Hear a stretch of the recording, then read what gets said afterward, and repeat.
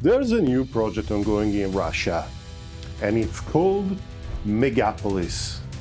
It is the project that is leading to the development of the M1 variant of the Su-57, and we finally learned something about it. For example, what are all these things? And you may ask, why are you so obsessed with the Su-57? Well, it is simply beautiful.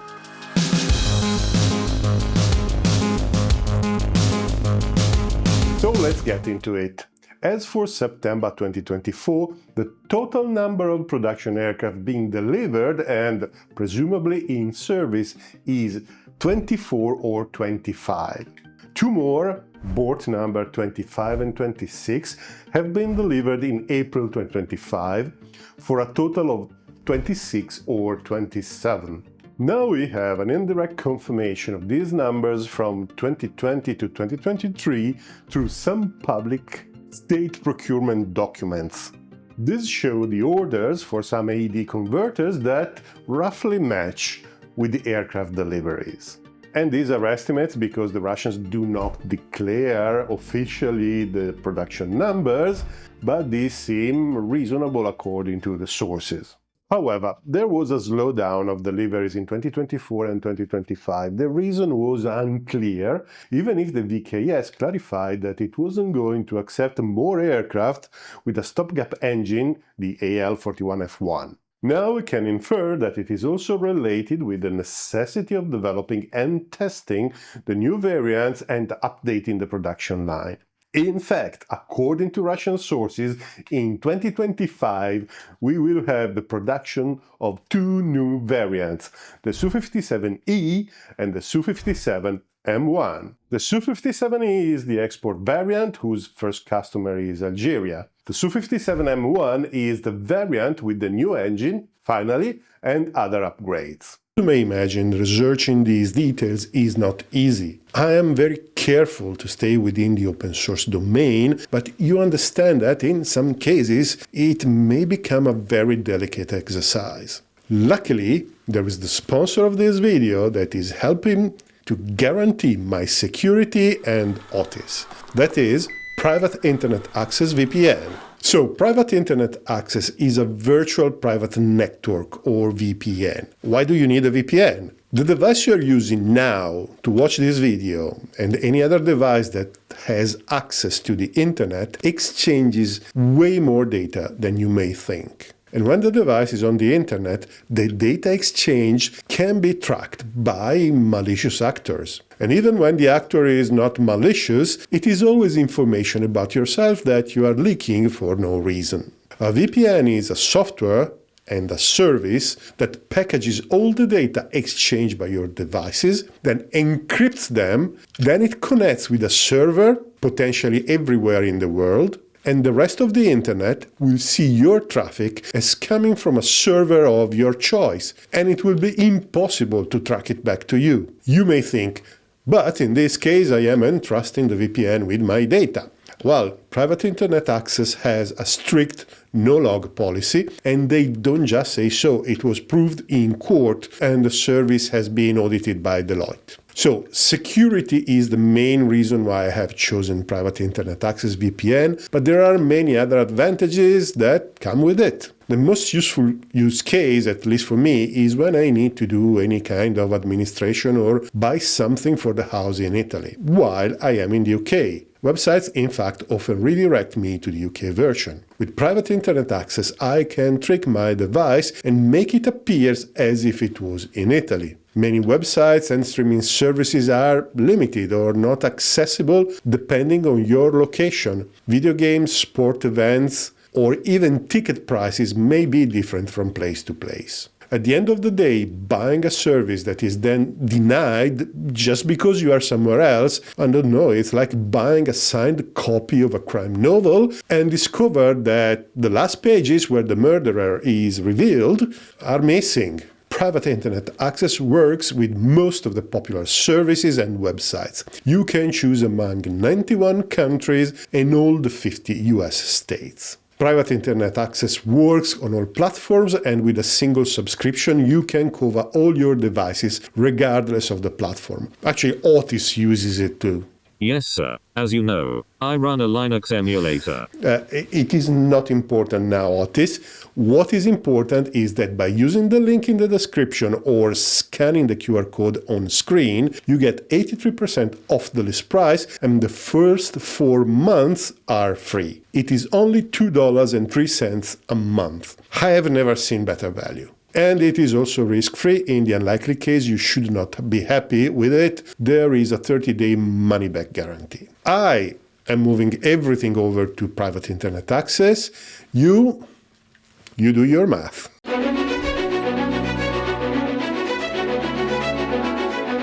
We don't know much about the export variant. It will feature some limitations if compared with the Russian variant, but what exactly will be limited is unclear.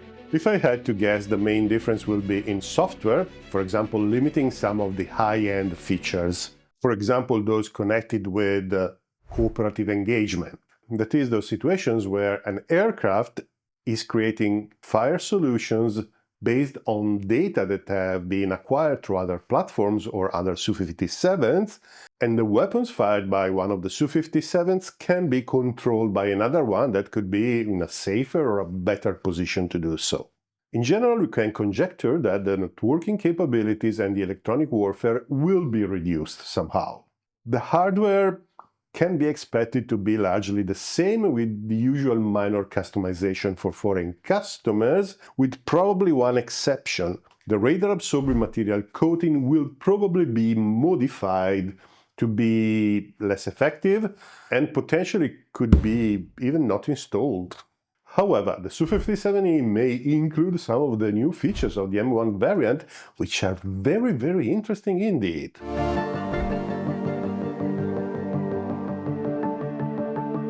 The first feature to be added is a helmet-mounted sight. For what we know, it is a classic helmet, projecting the air data and the combat data in front of the pilot's eyes.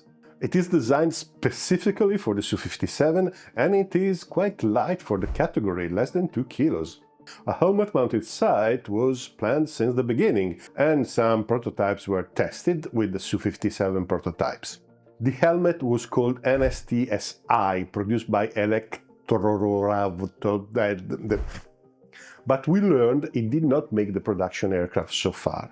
Sergei Bogdan, the famous Russian test pilot who oversaw the entire Su-57 development, described a particular feature of that helmet. The Su-57 features a particular camera called the 101KS-P. It is installed in the armpit fairing on the left side of the aircraft. Its purpose is to assist in low-level flying and in bad weather.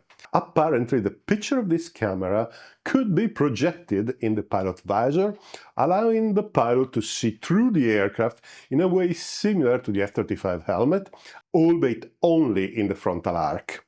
Bogdan commented that it gave him an eerie feeling like sitting outside of the aircraft. We don't know whether this feature is included in the new helmet, but it seems likely, even because there is a new improvement that might greatly benefit from such a feature.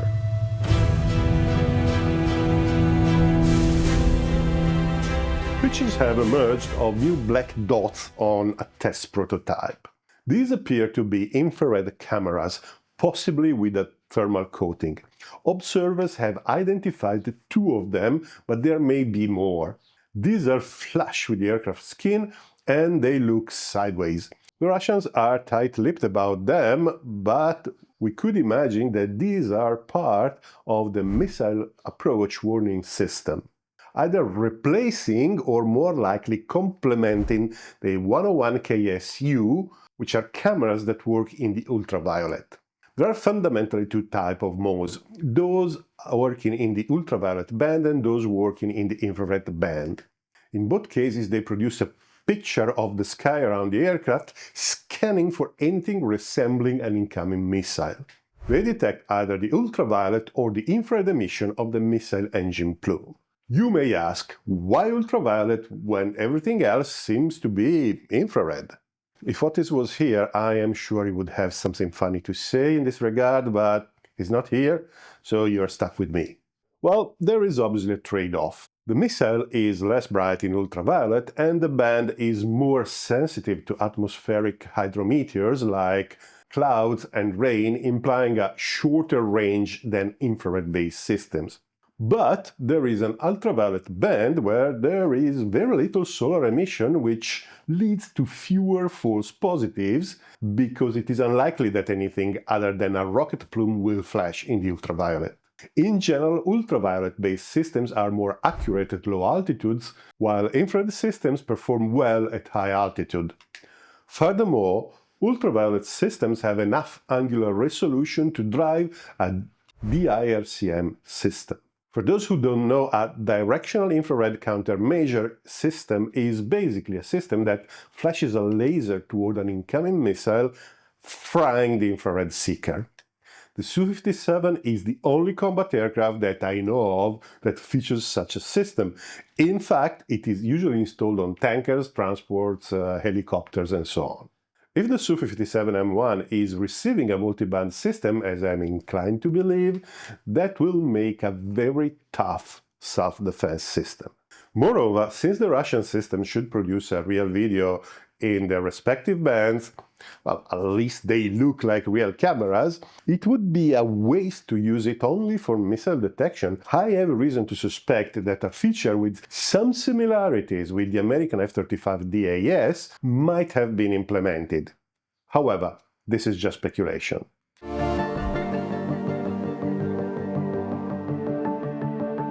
All the Su-57 capabilities in the electromagnetic spectrum are handled by the SH-121 suite. This includes the radars and all the other several arrays available on the aircraft. It is one of the most complex and complete electromagnetic suites ever installed on a fighter aircraft, with multi-band arrays and 360-degree surveillance, either active or passive. And this is something completely unique. And by the way, the aircraft does feature sensor fusion, despite the fact that some Western sources say the opposite. The Russians had sensor fusion for a while, to be honest, not only on the Su-57. We already described this in detail some time ago, and I don't go over it anymore. But I suggest you to watch that video if you are interested. However, the SH-121 included the first generation of Russian AESA radars, so it is only normal that there is a lot of room for improvement. Sources report that there was a significant software improvement effort.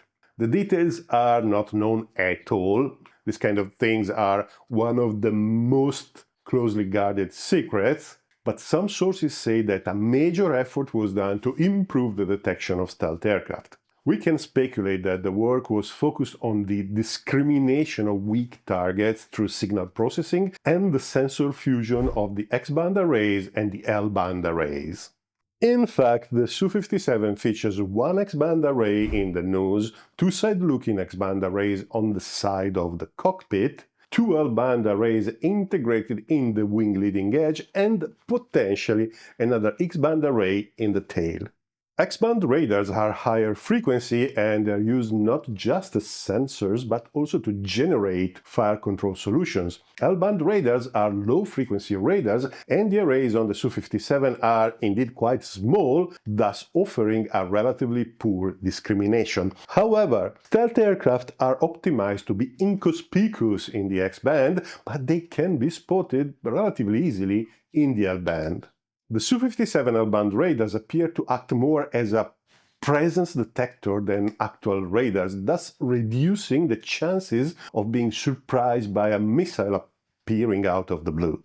This arrangement has been vastly criticized as being a waste of weight, electric, and processing power. However, it makes sense in the context of the VKS defensive doctrine, where the aircraft is supposed to operate to plug the gaps of ground-based air defenses, which are inevitable because of the size of the Russian territory. And by the way, many say that the L-band arrays in the wings are not radars, but they are IFFs. No, that is a misconception.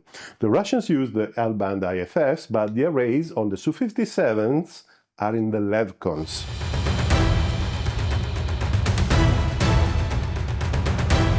All the stuff that we have discussed so far is obviously very relevant, and there is an obvious main update that we will cover last.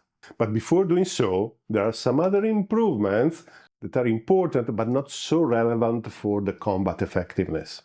The Megapolis prototypes show various small new construction details, like this thermal protection for the 101 KSP camera. Some panels are slightly different and so on. There are also new formation lights, which are, well, new. Since 2020, the Russians have started a program to introduce electric small actuators for the aerodynamic surfaces. There are various advantages over the conventional hydraulic systems. They can be built lighter and smaller, and the maintenance is less complex because there is no piping involved. They also improve stealth because the underwing fairing that contains the hydraulic actuators are no longer needed. In fact, the F-35 introduced them at first in a production aircraft, and they are one of the technologies explored by the Japanese for their 6th generation aircraft that will likely transit into the GCAP. And the Chinese J-50 is probably using a form of small electric actuators too. The Russians are a bit late on this, but it is possible that they will be used on the Su-57 M1. And now, the moment you were waiting for.